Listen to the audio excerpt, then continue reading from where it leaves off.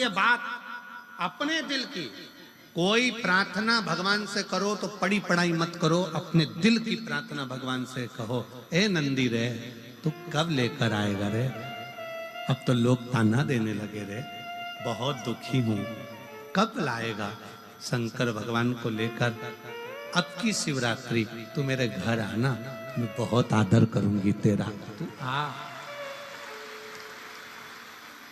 कहीं देर ना हो जाए, कहीं देर न हो जाए, आ जा रे मेरा दिल घबराए, भोले देर ना हो जाए, कहीं देर न हो जाए, हमारा विश्वास न टूट जाए।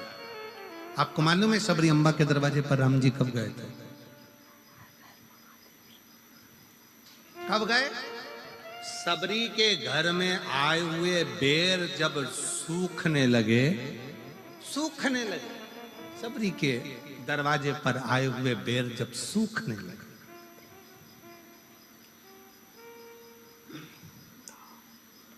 सबरी के दरवाजे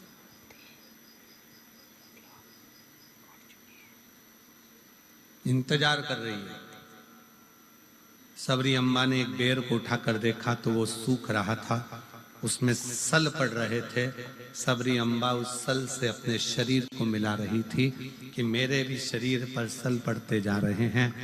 मैं राम जी की बाट जोते जोते इंतजार करते करते थक गई, राम कब आओ? मैं आपका इंतजार कर रही हूं और आप आए नहीं। बेर को देखकर शबरी अम्बा की आंख में आंसू भर गए। एक दिन हो सकता है कि ये बेर सूखने के बाद बेकार हो जाएंगे और मेरा भी जीवन ऐसे ही कट जाएगा और राम नहीं आएंगे। कभी तुम अपने जैसा, कई लोग भगवान के मंदिर में जाकर जो पाठ होते हैं, जो स्तुतियां होती हैं, वही स्तुति करते रहते हैं, पाठ पढ़ते रहेंगे, स्तुतियां करते रहेंगे। हम कभी नहीं बोलते कि तुम ये वाली स्तुति करो कि पाठ पढ़ो, तुम अपने मन की स्तुति करो, तुम अपने मन की स्तुति करो ना।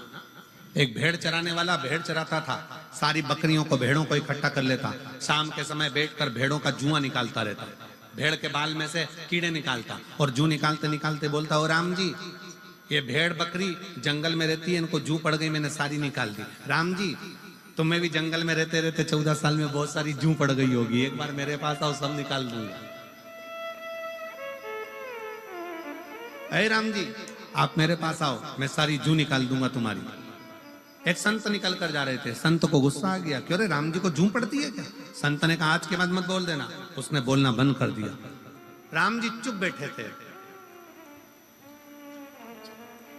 सीता जी ने पूछा, आपके चेहरे की हंसी चली गई है ना, क्या बात है, आप मुस्कुरा नहीं रहे हो? राम जी कहते हैं, एक मेरा भगत भेड़ बकरी चराता था, शाम को बकरियों को इकट्ठा कर कर उनके बाल में से जू निकालता था और कहता था, राम जी वन में रहते रहते तुमको जू पड़ गई होगी, मैं तुम्हारी जू निकाल दूंगा, एक बार आ जाओ। मैं उसकी बात को सुनकर बड़ा मुस्कुराता था। एक संत ने उसको मना कर दिया कि ऐसे नहीं बोलते, तो उसने बोलना बंद कर दिया, उसने बोलना बंद कर दिया। सीता जी ने हनुमान जी को बुलाया, हनुमान इधर आ, जाकर वो संत को ढूंढ और जरा एक जोरदार कुदा किया। हनुमान जी ने गदा पकड़कर जो दिया धम्म से, संत पड़े चित्ते। संत ने पूछा कौन? हनुमान जी बोले तेरा बाप। प्रभु आपने मुझे मारा क्यों? हनुमान जी बोले पहले जा और वो बकरी चराने वाला, भेड़ चराने वाले से कहे, जैसी वो स्तुति करता था वैसी स्तुति करे। अरे प्रभु, वो बोलता था राम जी के सिर में जू पड़ गई होगी, जैसे मैंने बकरी की जू निकाली, राम जी तुम्हारी निकाल दूंगा, तेरा क्या जा रहा है, जा बोल क्या। और जैसे ही वो गया, भैया तेरे हाथ जोड़ता हूं, पांव पड़ता हूं, तू जैसी स्तुति करता था वैसी स्तुति कर, और आज एक और बार मैं तेरे पांव पड़ रहा हूं। उसने पूछा क्यों? आज तक मैं भगवान का भजन करते करते इतना बड़ा संत हो गया, पर भगवान का दर्शन नहीं हुआ। तेरे जू निकालने के चक्कर में हनुमान जी की गदा का दर्शन तो हो गया, बस यही मेरे लिए बहुत। अपने दिल की स्तुति करिए, अपने मन की स्तुति करिए। आप भगवान को पड़ी पड़ाई स्तुति मत बोलो, आप अपने दिल से बोलो, कब आएगा बाबा, इंतजार कर रही हूं मैं, बहुत तेरा इंतजार कर करके थक गए। लोग अपशब्द कहते हैं, लोग ताना देते हैं, लोग गालियां देते हैं, लोग अड़ा टेढ़ा करते हैं। एक पत्र है,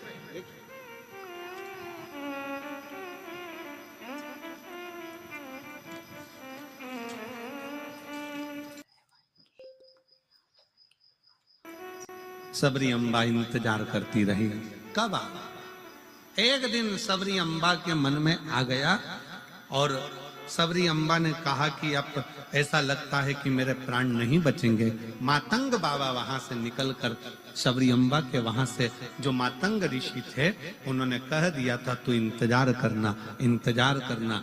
एक दिन एक ऋषि निकल कर जा रहे थे, कोई गुरुवर, एक गुरुजी निकल कर जा रहे थे। उन्होंने कहा सबरी अम्बा क्या बात है? सबरी जी कहती हैं हम इंतजार कर कर कर थक गए, हमारे भगवान राम हमारे से मिलने के लिए नहीं आए, हम बहुत इंतजार करे, अब तो मेरे बेर भी सूख रहे हैं। क्यों चिंता करती है? इस बेर को वापस हरा कर ले, वापस भरा हुआ कर ले, कोई सुख न नहीं। कभी भी अपने मन में ये ग्लानि मत लाओ कि परमात्मा आएगा नहीं।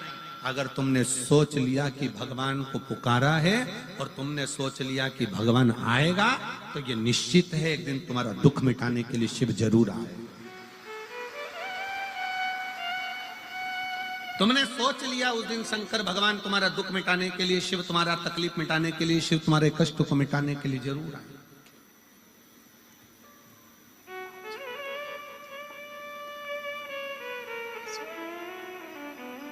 आप लाखों की संख्या में आए हो, बाहर के पंडालों में भी बैठे हुए हो, इधर ऑफिस के सामने भी टेंट लगा हुआ है, वहां भी सफेद सफेद गद्दा कोई बिछ रहा था, वो बिछते जा रहा था और तुम बैठते जा रहे थे।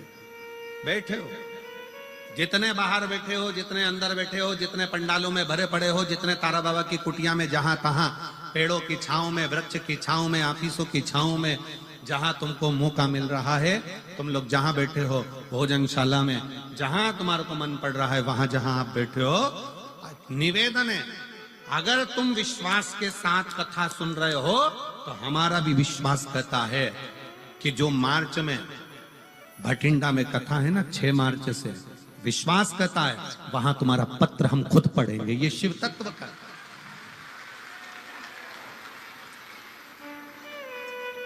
ये कथा आज 17 फरवरी से चालू हुई है, 23 फरवरी तक, और जो कथा भटिंडा में चालू होगी वो 6 मार्च से चालू होगी, 1 बजे से 4 बजे तक, वैष्णो देवी मंदिर रोड, 1 बजे से 4 बजे। हमारा विश्वास कहता है तुम्हारा पत्र, अगर तुमने दिल से कथा सुनी और दिल से उससे प्रार्थना करी है तो पत्र वहां जरूर पढ़ा जाएगा। वहां तुम्हारा बाबा इतनी कृपा करेगा कि तुमको वहां बुलाकर तुम खुद पत्र लिख कर दोगे कि मेरे बाबा ने मुझे सिरसा की कथा में ये दे दिया और बाबा ने ऐसी करुणा करी। ये तुम्हारे पत्र की विश्वास, भरोसा, दृढ़ता पूर्ण पूर्ण।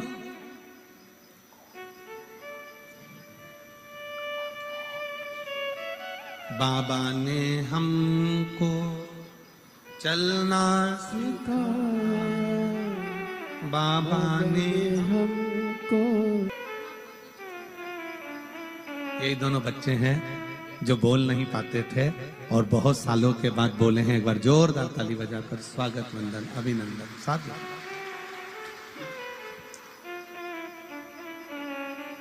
हम तो सीना तान के चलते हैं।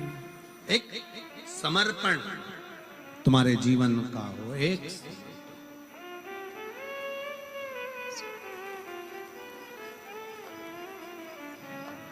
एक बात आप लोगों के स्मरण में होगी, आप लोग सब सिरसा में रहते हो, आपके पास में राजस्थान लगा हुआ है। राजस्थान में रामसा पीर, रामदेव बाबा जब अपनी बहन के घर गए थे और बहन ने कहा कि भैया मेरे जीवन में बड़ा दुख है, बड़ा दुख। तब रामसा पीर ने कहा था, बहन तो जिसको भजती है ना वो तेरा दुख मिटाने की सामर्थ्यता रखता है। तू जिसको भजती है वो तेरे दुख को मिटाने की सामर्थ्यता रखता है। का जल मिले और भगवान की तप साधना में आप डूबे हुए हो तो शिव तत्व जरूर प्राप्त हो। दुनिया का ऐसा कोई काम नहीं जो मेरे शंकर भगवान के पास उसका हल नहीं। फिर वही वाली बात आ गई, कल कथा में कहा था असंभव शब्द शिव की डायरी में है ही नहीं। भगवान शंकर की डायरी में एक ही शब्द है और वो केवल एक शब्द है। कौन सा शब्द है? जम के बोलो जरा, संभव। कौन सा शब्द है? संभव। असंभव शंकर भगवान की डायरी में है ही नहीं। बस तुम्हारा विश्वास डिगना नहीं चाहिए, तुम्हारा भरोसा डिगना नहीं चाहिए, और तुम्हारा विश्वास जितना जितना दृढ़ होगा शिव मिलेगा।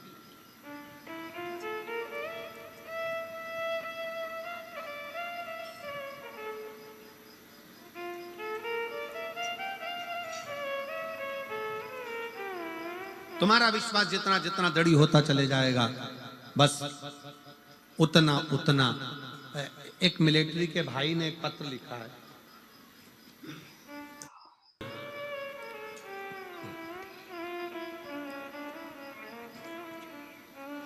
हम फौजी भाइयों की तरफ से आपको कोटि कोटि प्रणाम। गुरुजी, किसी व्यासपीठ से आज तक ऐसा शब्द हम नहीं सुने थे जो शब्द आपकी व्यासपीठ कहती है। आपकी व्यासपीठ हमेशा कहती है कि शंकर भगवान के मंदिर में सावन महीने में 2 लोटा जल चढ़ाओ। कभी कभी 30 त्योहार पर 2 लोटा जल शंकर जी को चढ़ाओ, एक अपने लिए और एक जो बॉर्डर पर सैनिक खड़े हैं उनके लिए। कहां बैठे हैं? कोई आया है जिन्होंने पत्र दिया है? कोई आया हो ये पत्र जिसने दिया हो तो बेल पत्र लेने जरूर आए। हमारे कुछ प्रश्न हैं गुरुदेव। बाबा की कृपा से लोग कम से कम हमारे लिए भी तो जल चढ़ाते हैं और बड़ी खुशी मिलती है आपकी कथा सुनकर। पर हमारे एक प्रश्न है, हम सैनिक कई आपके पशुपति व्रत से आए हैं। आ जाओ, एक बेलपत्र ले जाना। आ जाओ, आ जाओ, आ जाओ।